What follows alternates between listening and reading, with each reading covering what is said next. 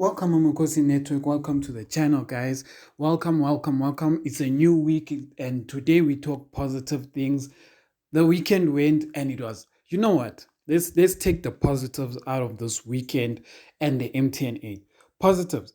Chiefs played much better football. Much better football. I won't say beautiful because there's still some fixing that needs to happen in the middle, etc. But much better. Defense, we were good except for the one or two mistakes. And the thing about that I always tell Amakhosi Network and the fans is that the issue with Kaizer Chiefs is what? When we make one mistake, teams always punish us. Teams never give us a second chance. But when other teams make mistakes, we give them second, third, fourth, fifth, what chance. Today, Sundowns made so many, and weekend Sundowns made so many mistakes. Did we punish them? No. But anyway, guys, subscribe to the channel, guys. We almost at 1,000. And there's a stat that came up that said 88% of the people who view this channel are not subscribed to this channel. 88. It's better than the 96 that we used to have, but still 88% is too much, guys. That means that we are getting a distinction in not subscribing. Come on, guys. That's the wrong kind of distinction. Let's get a distinction in subscribing. But anyway, guys, let's chat positives. First, I want to kick it off because I read a 4-post article about the striking part of our department, which we all know is the biggest problem, but is the problem that can solve. It's the place in our team that can solve all of our problems. So let's think about it. Who is missing the most chances? Ashley Dupree. I want to read you a little extract about what Ashley Dupree said. I don't know if you're speaking directly to Far Post, but it says there he said it to the website, the Kaizer Chiefs website.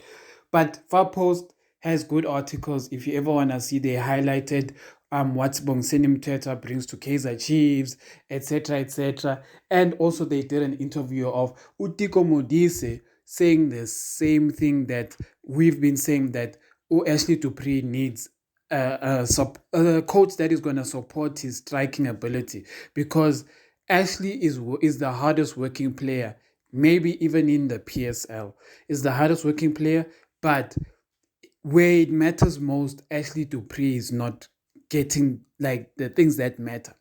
Because let me tell you this, if Ashley Dupree was scoring every week 2 goals, etc., he would be in Bafana. There is no way a player as good as Ashley Dupree should not be in Bafana. But anyway, let me tell you what Ashley Dupree said basically. He said, I feel I'm trying so hard that when a chance comes, I rush it. So I am working a lot on learning to be more composed. I go to every performance to do my best when playing for this badge. It's always team effort, and everyone in the squad is working towards that. And then, yeah, he said he doesn't want to repeat last year's issues of missing chances, and he wants to improve his scoring. But what did I pick up of this? I picked up that Ashley Dupree, which is a good thing, means that mentality is good. He's saying a lot of I need to improve on goal scoring. I need to do this. I need to do this. I am working hard. I am doing this. I. And you know what's the issue with eyes? The issue with the eyes is that he is not getting the right support as a coach. And this is exactly what Teko Modise said. Teko said coaches need to be there after training. Ashley just needs to do shooting drills for 2 hours. Shooting striker drills. Like his main job. Like he already does everything else correct except his main job of scoring goals. So he needs to do the drills consistently every day after practice to be like, Ashley Dupree after practice needs to score 100 goals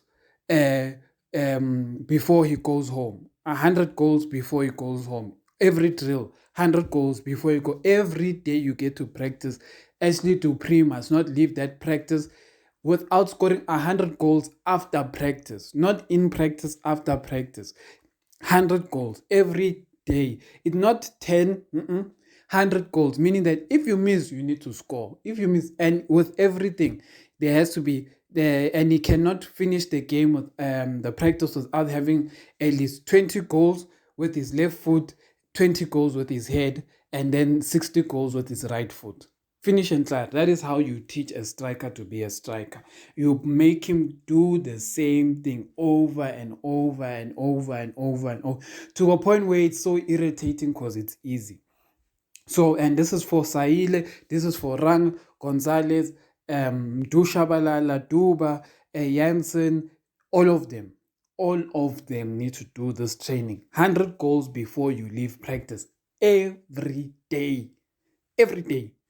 So that's what I have to say about that. Ashley Dupree needs to improve, but he's a positive. I like his attitude. I like what Ashley Dupree is doing this season, but I just wish he can just get the goals because he needs the goals. Another positive we take from this weekend going into this week is Matlo. Matlo picked up his hand in the, let's just say he's been doing well. And you know what? One thing I will say this, and I'll say this to the supporters, to the fans and the supporters. I liked Matlo from Portugal and I liked Matlo from Swallows. But the Matlo I saw who joined Chiefs was not the Matlo I saw playing for Swallows and in Portugal. Because if you ever tracked Matlo's career in Portugal, I think he played third division somewhere in Portugal, he used to score goals in Portugal. And in Swallows, he used to be a big playmaker. But at Chiefs, I don't know if the badge or whatever made him believe he's not good enough. He basically decided to sink.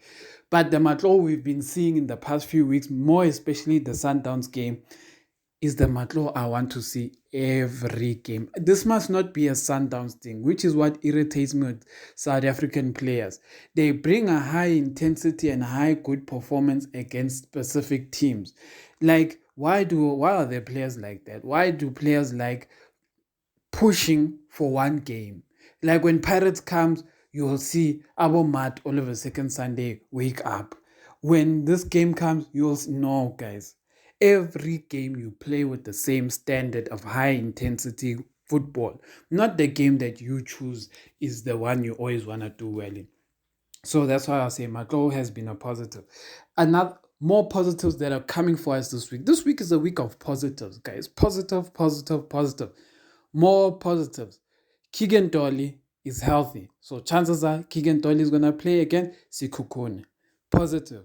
Mthethwa has been training with the team since yesterday. Mthethwa will be training with the team and will most likely play on Wednesday, tomorrow. That is the positive. Positive, positive, positive. We like this positive news. And what I'll say is this.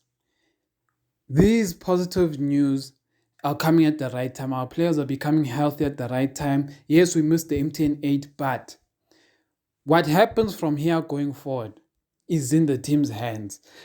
And I'll say this. Molefe Ntseki, positive. I'll give him a positive. I was doubting him. Everyone knows there's no going back. There's no hiding. Me, I did not want Molefe Ntseki as the coach because I didn't believe he would get the best out of the team.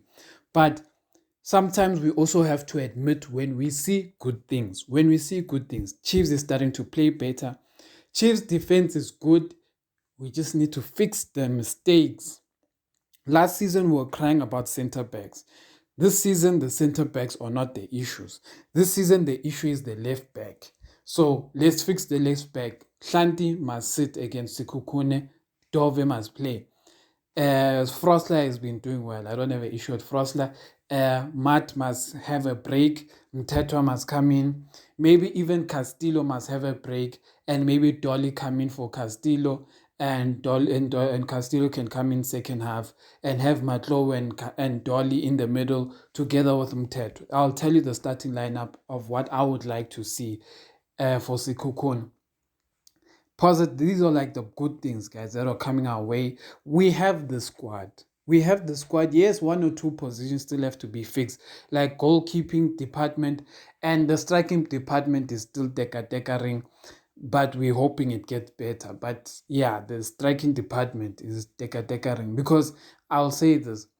It is very weird for me that we will have guys who are strikers, Gonzalez and Ranga, but who are never in the box, never getting the chances to score goals, never getting all these chances. The players getting these chances, Modi, Botsani, Ashley Dupree. Why are the other guys not getting chances? That is a problem. But yeah, guys, actually, let's go to the starting lineup. And before we go to starting lineup, guys, please subscribe. As usual, subscribe to the channel.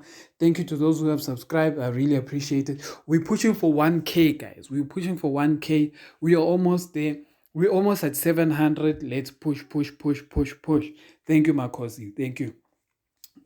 So yeah, starting lineup that I would like to see. This is the starting lineup I need to see. I'm not even say I want to see. I need to see the starting lineup. Left back, Edmilson Dove. Edmilson Dove. I even nearly said Dove Worm. Hey, do you guys still remember Dove Worm? But anyway, Edmilson Dove. Dove needs to play left back.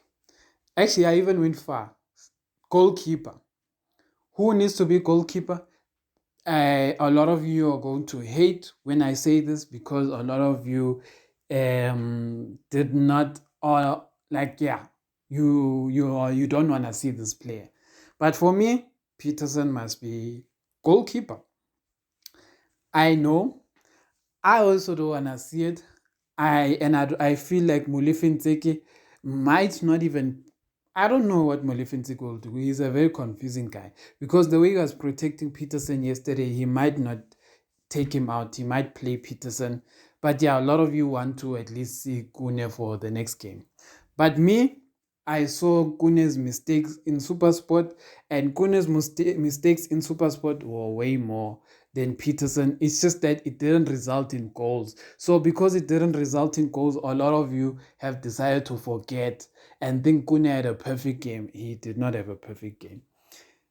Peterson, why do I say Peterson? I'm going to make the argument Peterson, better hands when there's crosses, corners, etc., set pieces, etc. Distribution, Peterson has been good. Yeah, he's just been overall good. Only issue, miscommunication with defenders and yeah, lapse of concentration. Who should also if they start Kune, will I complain? No.